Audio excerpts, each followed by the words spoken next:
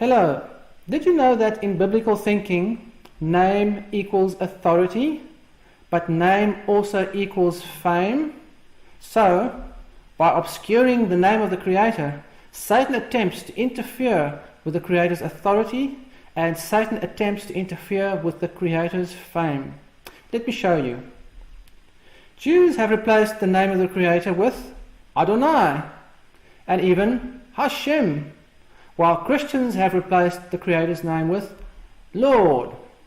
And how about Pan, Zoti, Her, Uram, Shoda Prabhu in other languages? Can you see the confusion? Do you see the interference? Therefore, in this video series, we will focus on the original Hebrew name of the Creator, Yod-Heh-Waw-Heh. Numerous topics and arguments will be investigated and tested against authentic Hebrew manuscript evidence. Thanks to Justin, my son, who prepared these topics and who will also be presenting these topics. My name is Piet van Rensburg.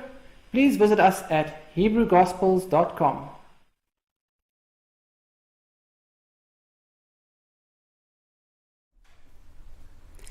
Hello everyone and welcome back. We are busy with a series on Nehemia Gordon and the pronunciation of the Tetragrammaton Yod-Heh-Waw-Heh. Remember, Yod-Heh-Waw-Heh are the four consonants of the Creator's name in Hebrew, and Tetragrammaton refers to these four Hebrew letters. This is session number 2. Did Nehemia Gordon discover the real name Yehovah? Did he discover the pronunciation Yehovah? Why bother to do a whole session on whether Nehemia Gordon discovered the pronunciation Yehovah or not? It is very important because when new truth is discovered, we should be excited about that, and we should study it, and we should change in accordance with the new truth that's been discovered. And so I'm going to show you a video of Nehemia Gordon, and he is also very serious about this. We must follow the truth when we discover it. And so, I mean, I don't want people to hear this and say, oh no, I've been praying to the wrong God. You haven't been praying to the wrong God. You were doing the best you could with what you had, but now you've got better information, and you should be convicted by that. You need to follow the truth when you discover it. We've been captivated by this falsehood for 200 years, since 1833 when Gesenius wrote that. And now we have better information. Surely we should act on that better information. But now that we know better, we should return to the truth, doing the best we can with this information as knowledge is being increased. So as you can see, Nehemia is very excited about the new information, and he wants people to change because of the new discoveries and the new information that's coming out. So that's why this is an important question. Is this new information? Is this a new discovery of truth? And this is not the only video where Nehemia talks about discoveries. We see these quotes on Nehemia's website. He says about his book, Shattering the Conspiracy of Silence, he says, find out what he discovered on 9/11, 2001. Nehemia claims that he discovered this missing vowel on 9/11, 2001. And further down, finding the name Yehovah, how this is a game changer in the debate about God's holy name, and why Nehemia came to Israel to continue his earth-shattering research. They call this earth-shattering research for Nehemia to find the name Yod-Heh-Waw-Heh with these 3 vowels, as I'll show to you just now. And more, Nehemia Gordon shares some of his new discoveries about the pronunciation of God's holy name. And so the message that the public is receiving from Nehemia Gordon is that this is a new discovery, and this is a big discovery, and now we need to change based on this new discovery of truth. And Nehemia's followers are also convinced that he discovered the name and that it's a great discovery. Look at these 2 quotes. This follower of Nehemia says, "There is no God but Yehovah. A year or so ago, I heard a brief summary of how Nehemia Gordon discovered the pronunciation of the previously unspoken name of God on 9/11. Since then, I have pronounced the name. Nehemia's followers are under the impression that the name was unknown and unpronounced until Nehemia discovered this in 2001. Here's another quote. This person says, I met real Hebrew scholar Nehemia Gordon. He explained it's God's name. Wow! This was October 2002, just a year after Nehemia had made this discovery himself. As the September 11 attacks were happening, God's name has been found. And Michael Rood is also convinced that Nehemia Gordon has discovered the name, and he thinks it's a mighty miracle. Michael Rood says concerning prophecy, and if the Gentiles repent, they will know that his name is Yehovah. But for nearly 2,000 years, the name has been hidden, and the Almighty has reached down from heaven. He has interrupted the course of human events, and he does this through people. We are here with Nehemia Gordon, the Karaite scholar. Okay, let's go on to a video where Nehemia himself says that this was a secret for a long time. And this blows my mind, Michael. The name has been a secret for over 1,000 years. And now, after over 1,000 years of the name being hidden, it's being proclaimed throughout the world through this evidence, this overwhelming evidence.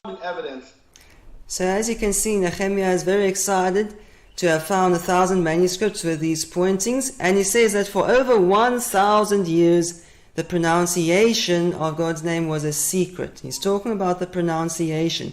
You need to understand what he's talking about. Nehemia says himself, everyone had the consonants, the vowels were a secret. So oftentimes in the manuscripts, this is what you'll see. Yod, He, Waw, He, with the schwa under the Yod, and the kametz under the Waw or the Vav, and no vowel on the first He. The last He is a vowel letter. It should have no vowel. We know that for several reasons. But then, so the story goes, on 9/11/2001, Nehemia discovered the missing vowel on that He, the cholam. That dot there is an O, it's a cholam. And so this is the manuscript that Nehemia was working with in 2001, the Aleppo Codex. And so oftentimes it's written just like you see it up on the screen here, Yod, He, Waw, He, with no vowel on the He.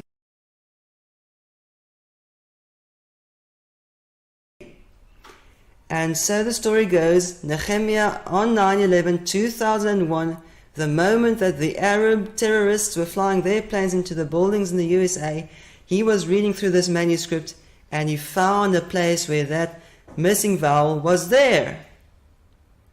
And they reckon it's a mighty miracle and that the Almighty reached down from heaven and said, my name will be known now. All right, I'm making my name known to you. And so that is how the story goes. And what I didn't fully realize the significance until the 10th anniversary of 9/11. I was speaking to a friend and telling, reminiscing about what had happened. And he said, do you realize the significance of that timing? He said, do you realize at that exact moment when those terrorists flew their planes into the towers and they shouted out the name of their God, but they proclaimed the name of their God because they're doing this in the name of their God, their death. And at that moment, the creator of the universe halfway across the world wanted his name to be known and allowed me to find this. And I don't have time to show you the whole story on a video, but I'll show you a summary where Nehemia summarizes this as a well-known story, an amazing story, how that he discovered the name in 2001. It's a well-known story. It's in my book, Shattering the Conspiracy of Silence, and the Open Door series about how I discovered the name back in 2001. I'm not going to go through that again. It's an amazing story.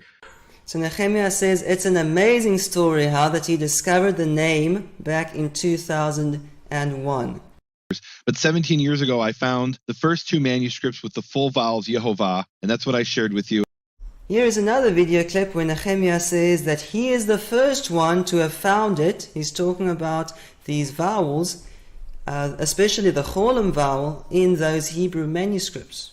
Okay, so as you can see there behind Nehemia is what we talked about last time. He uses this oftentimes, and without that, the pronunciation Yehovah is grammatically impossible. So that first session was important. Okay, now listen to what Nehemia says now. He's actually found it personally. I mean, I verified it, right? But he found it personally in over 700 manuscripts, which is more than me. I've got about 200 and change to my name, where I am the first one to have found it in those manuscripts, but he found it in over 700. Okay, so two things. Should we be surprised that they have now found this pointing with the cholam in over 2,000 manuscripts of the Old Testament? And is it so that Nehemia Gordon is the first one to have found it in those Hebrew manuscripts? Alright, because if Nehemia discovered this, and this is these are the correct vowels, then it's a great discovery, and we should all be excited about it, and we should all change. Alright? So we will now look at printed editions of the Hebrew Bible. When they write a manuscript, there's only one copy. But when they print a Bible, there are hundreds of copies, sometimes thousands of copies, sometimes tens of thousands of copies. So we are going to look at printed Hebrew Bibles and see whether this cholam was a secret for over 1,000 years or not.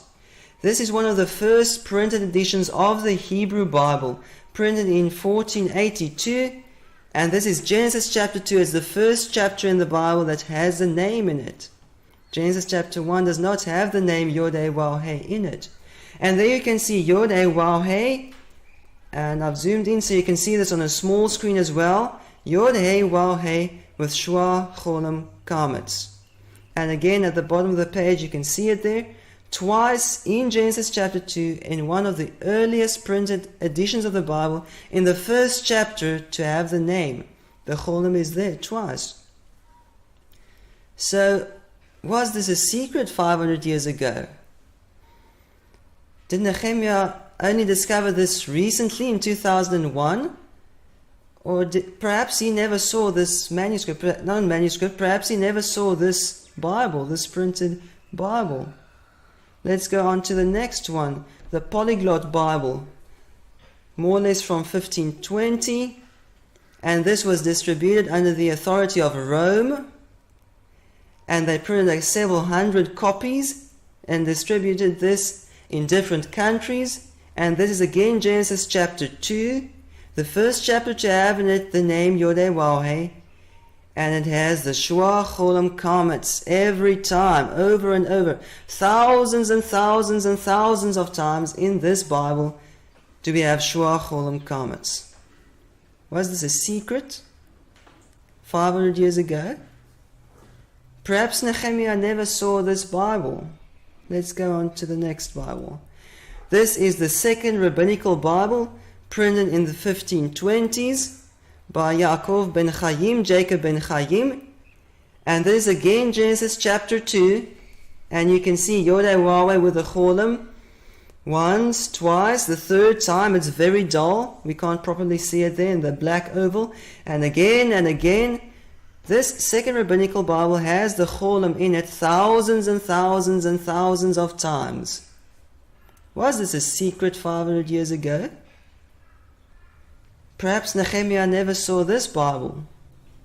But you know what? The text of this second rabbinical Bible was done so well that they are still selling it today. This is one of my Hebrew Bibles. We bought this new, recently. It's a new Bible. They're still selling this today, and it's based on the Ben Chaim text of the Old Testament. And it always has the cholam. This is just an example from Psalm 1, where Yod-Heh-Waw-Heh has the cholam. It has the cholam thousands and thousands and thousands of times in this Bible. And the Ben Chaim text was also used for BHK, the first two versions, which used to be very popular Bibles of the scholars. And so this Ben Chaim text was used for hundreds of years as the main text of the Old Testament in printed versions. This expert says that the Ben Chaim text, became the main basis of practically every subsequent edition of the Masoretic text until Kittel's Biblia Hebraica in 1937. So for about 400 years, in thousands and thousands of Bibles, thousands of copies, thousands of places in many of these Bibles, this is what it looks like. Yodei Waw He has the Cholam over and over and over and over and over in these Bibles. It's based on the Ben Chaim text. It was used for about 400 years. Alright, and so in 1937, they changed to the text of the Leningrad Codex. And this was again published in BHS, well-known Bible for Hebrew scholars and students. And this Bible has the Cholam in it about 50 times based on the manuscript. Already in Genesis chapter 3, if you open this Bible and you read the first Torah portion, before you're finished, you'll find Yodei Waw He with the Cholam. Shua Cholam Kam, Genesis chapter 3. And here's an example from Exodus chapter 13 where it's twice on one page with the Cholam. Was this a secret for over 1,000 years? Did Nehemia perhaps never read these Bibles? What's going on here? What was Nehemia reading? Oh yes, Nehemia is a Karaite. Maybe we should look in the Karaite Pentateuch. Here's a Karaite Pentateuch from the 1830s. Alright, long before Nehemia discovered the Cholam. And this is the one page that's available on the British Library. It's only this one page that we can see there. And it's Numbers chapter 1 verse 1, and Yodei Waw He has the Cholam. Shua, Cholam, Kametz, and the accent. So is this a secret in Karaite Pentateuchs? If it's on one out of one page, we're expecting to find it right throughout this Bible in many places. So let's look at the history of the printing press. Right throughout the history of the printing press, look at these dates. These Bibles all have the Cholam in them. 1482, 1520, 1525, all the way to 1909 and all the way to 1912. And some say up until 1937. The Ben Chaim text was the Textus Receptus for the Old Testament, and it has the Cholam thousands and thousands of times in thousands and thousands of copies of these Bibles across the world internationally. And then they changed to a different text. In 1967 they again published it. In 2009 they again published it. And last year we bought an electronic version. They're still using this text of the Leningrad Codex today. It has the Cholam in it about 50 times. Does it seem to you that this Cholam was a secret for over 1,000 years? Perhaps Nehemia never read these Bibles. I don't know. What's going on here? Is this the kind of new discoveries that we should change on, that we should now base our pronunciation of the name on? New discovery? This was my prayer for years. Father, I'm paraphrasing, right? But my prayer for years was, Father, when I stand before you on the day of judgment, and you say, why did you pronounce the name that way? I'll be able to say to the Creator, this is how I found it written in black and white in the manuscripts of your word. Okay, so Nehemia is very serious about manuscripts. We must have manuscripts. And so he wanted to see how the name Yodei Waw He was pointed in manuscripts. So we'll now turn our attention to Hebrew manuscripts of the Old Testament. Here is another video clip where Nehemia tells us how long it took him to find this pointing in 5 Hebrew manuscripts. Back January of last year, of 2017, you had found at that point, I believe it was about 6 Hebrew manuscripts that had the correct vowel pointings. 5 Hebrew manuscripts. 5 Hebrew manuscripts, right. And it took you how many years to find it? That was over a period of about 15 years. And you started learning Hebrew at age... in kindergarten. Okay, I learned some Hebrew before that, but I learned to read Hebrew and English together in kindergarten, Okay, so Nehemia says it took him 15 years to find this in 5 manuscripts of the Old Testament. And don't think that he's dumb. He could read Hebrew since he went to kindergarten. It took this scholar, this expert, 15 years to find this in 5 Hebrew manuscripts. And so we should all be excited and thankful for his work. And we should not ignore the new information. All right, this is how this is being presented. What you're seeing on the screen is a photo from a textbook, an introduction to Old Testament textual criticism. And so this is an introduction for students, and they tell the students, these are the most important Masoretic manuscripts of the Old Testament, these 7. And by the way, just about everyone in the world agrees that these are the 7 most important manuscripts. Students know this, scholars know this, professors know this, everyone should know this. These are the most important manuscripts. So when you have in your printed Bible a pointing that you are skeptical about, or an accent, or a consonant, or anything of the Masoretic text that you need to check, you start using these 7 manuscripts because they are the most important manuscripts for the Old Testament. So we are going to start with these 7 manuscripts and see how difficult it is to find the name Yod-Heh with these 3 vowel points. And so we'll start with the Leningrad Codex. It's the oldest complete dated manuscript for the Old Testament. That's why it's so well known. And this is Genesis chapter 3 verse 14. It's within the first Torah portion. And we have Yod-Heh, Waw-Heh with Shua, Cholam, Kametz. So how long does it take an eager student or a scholar to find this in the Leningrad Codex? You don't search through chapter 1, because you know Genesis chapter 1 doesn't have the name. So you start in chapter 2 and you go through chapter 2, and before you finish with chapter 3, you'll find it. It takes about 3 to 5 minutes.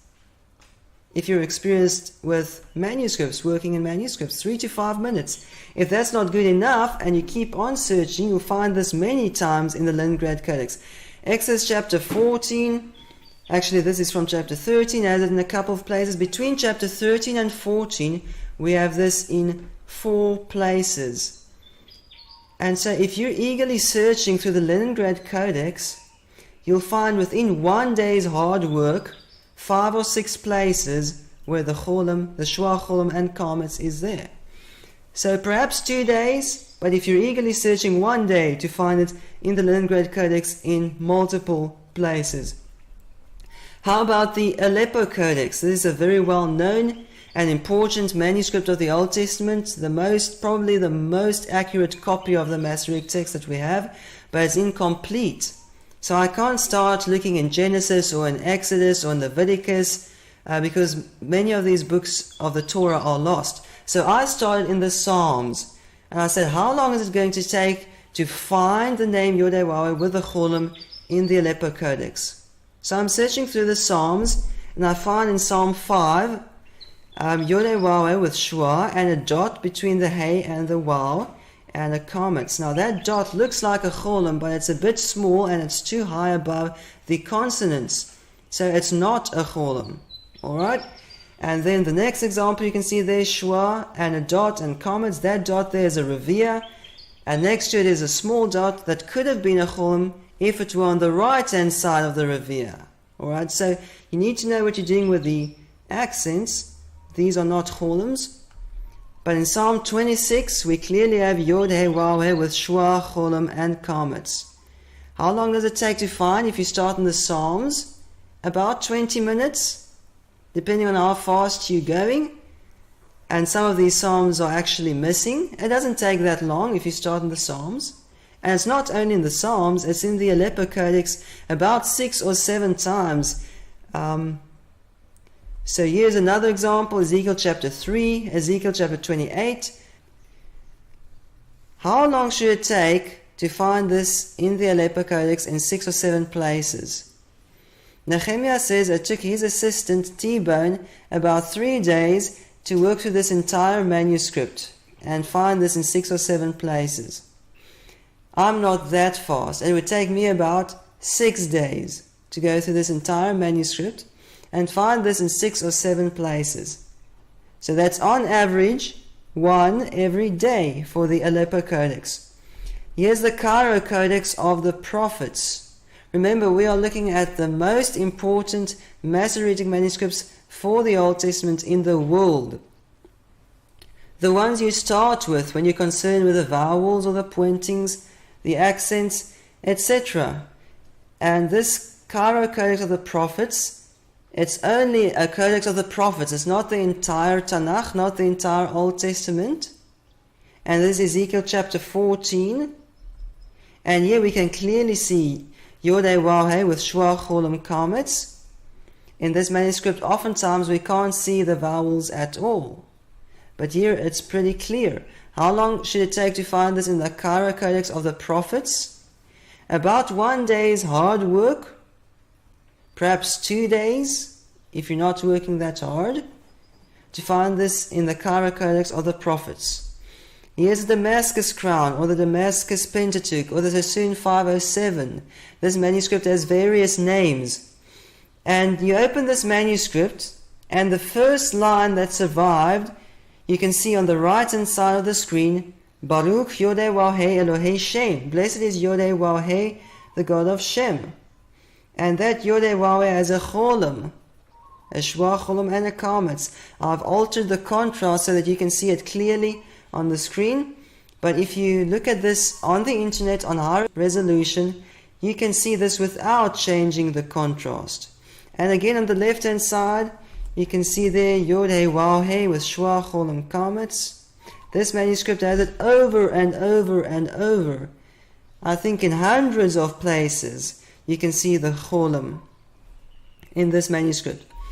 The Sassoon 1053 manuscript has it in Exodus chapter 10. Yodei Wahe with Shua Cholam Kametz. How long does it take to work all the way from the beginning of the manuscript to Exodus chapter 10? 1 day. If you're working hard, otherwise perhaps 2 days. And you'll find this in this manuscript. The British Library Oriental 4445, also a very well-known manuscript. And it has the name Yodei Wahe with Shua Cholam Kametz in about 2 or 3 places. And how long should it take to work through the entire manuscript? 2 or 3 days. 2 or 3 days to work through this entire manuscript. Let's sum this up. Look at this list. These are the most important manuscripts of the Masoretic text of the Old Testament. And 6 out of the 7 of these manuscripts have the cholam. What kind of discovery is it to find this in a couple of manuscripts or in a couple thousands of manuscripts? Because when you look at this statistically, if 6 out of the 7 of the first manuscripts have the cholam, and we know that there are a couple thousand manuscripts of the Old Testament, should we be surprised if a couple thousand of these manuscripts have the cholam? And how long should it take to find this in 5 manuscripts? Let's quickly count this up. The Aleppo Codex, 6 days to find in 6 places. The Leningrad Codex, about 2 days to find this in 6 places. So let's say that's 8 days. The 4445 manuscript, 2 or 3 days. So let's say that's 10 days. The Cairo Codex, 1 or 2 days. So if you're searching eagerly so far, that's 11 days. Sassoon 507, 3 seconds. Sassoon 1053, 1 day if you're searching eagerly. And so we get somewhere between 13 to 15 days, depending on how fast you're searching, to find 6, not 5, but 6 of the most important manuscripts of the Old Testament with the cholam. Is it an achievement to find 1 every 3 years? Is the giant discovery to find 5 of these manuscripts in 15 years? You might wonder whether these manuscripts were available. Here are some dates of the facsimile editions of these manuscripts. In other words, they photocopied these manuscripts and printed them so that scholars and students across the world could study these manuscripts. And these would be available in large libraries across the world, especially in Israel. Look at these dates: 1878, 1953, 1970s, 1971, 1976, 1978, 1990, the Leningrad Codex. And so 10 years before Nehemia says he discovered this, these manuscripts were all available for study, especially in Israel. Here are some links if you want to follow up on the availability of these Hebrew manuscripts. But then at the time, I only really knew in 2001 about 2 Hebrew manuscripts. Later, I found that had the full vowels, Yehovah. Found a third one a few years later. Found a fourth one. Last summer, I found the 5th one. Now think about that. Last summer was 2016. Yes. And that was the 5th manuscript I had found in 15 years. So that's on average, 1 every 3 years. Well, as you can hear, the way Nehemia tells a story, it sounds very difficult to find these manuscripts.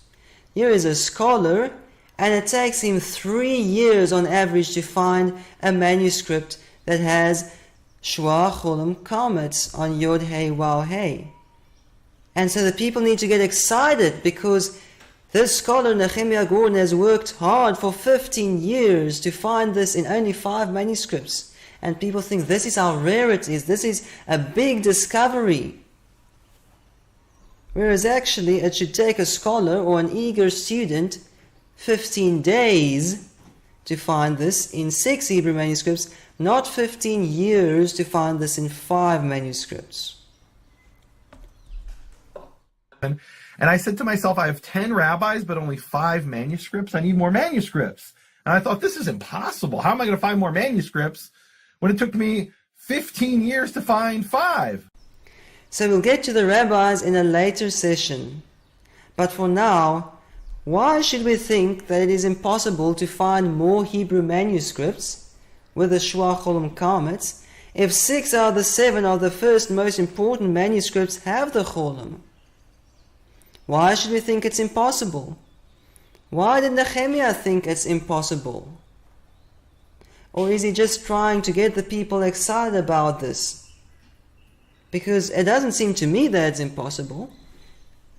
Like I told you, there are a couple thousand manuscripts of the Old Testament.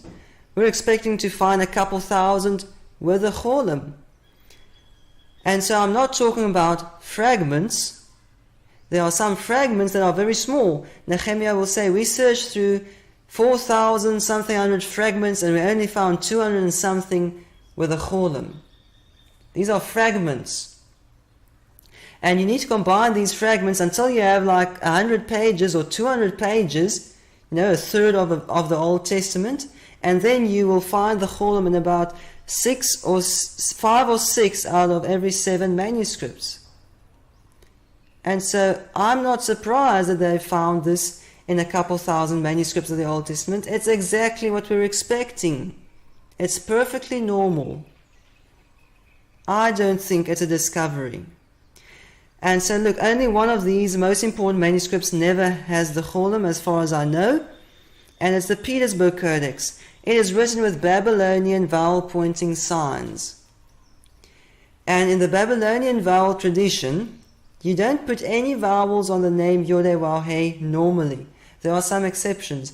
And so as far as I know, this manuscript never has the equivalent of Shua Cholam Kametz in Babylonian signs. 1 out of the 7.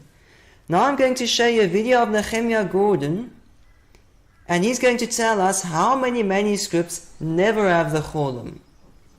Nehemia knows that few of the manuscripts never have the Cholam. One scribal tradition was to usually withhold the vowel, and every once in a while they slipped up and put it in, and some of them were consistent, never put it in, a few of the manuscripts. How many manuscripts were consistent and never put the Cholam in? A few of the manuscripts.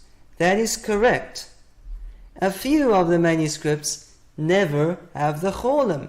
In fact, it's a 7 times greater discovery to find a manuscript that does not have the Cholam ever than to find a manuscript that has the Cholam.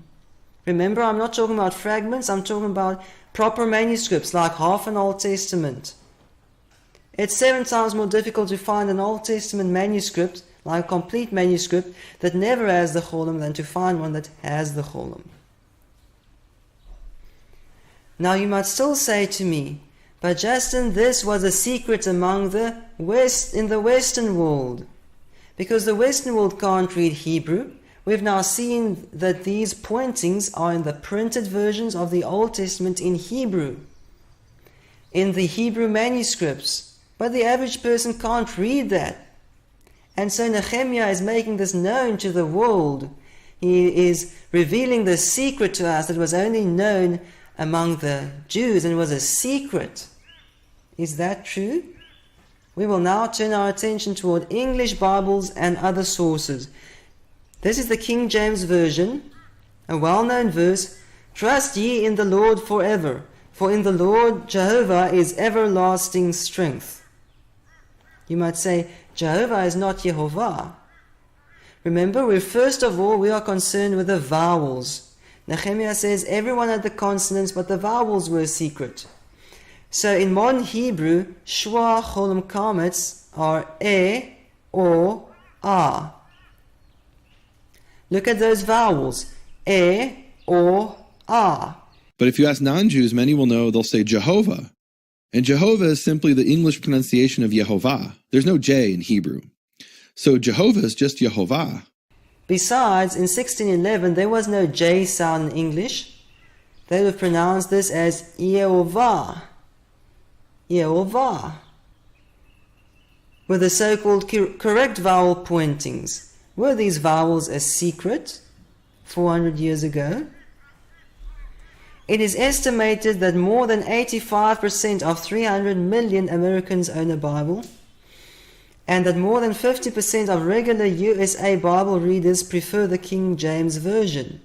In other words, there are millions and millions of Bible readers who prefer the King James Version, and they read it regularly, and the King James Version uses Yehovah, Jehovah, with these vowels, E or A, in a number of places, in well-known passages. Was this a secret in the Western world the past 400 years? The Jehovah's Witnesses published their New World Translation, and they used the name Jehovah 6,800 times. And at some stage they also put the word Jehovah into the New Testament in about 237 places. And it always has the vowels E or A. The so-called correct, original, hidden, secret vowel pointings.